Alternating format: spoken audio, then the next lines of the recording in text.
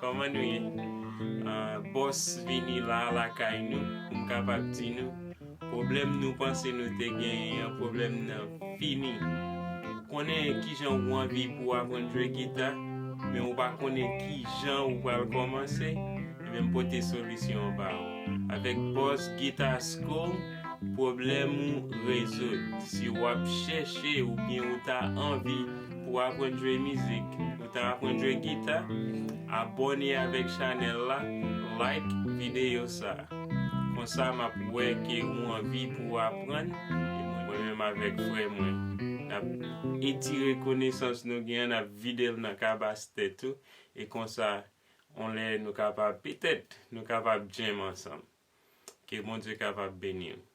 You know, if you want to learn how to play music and you're looking for an easy way to learn, the fastest way to learn, come to this channel, Boss Guitar School.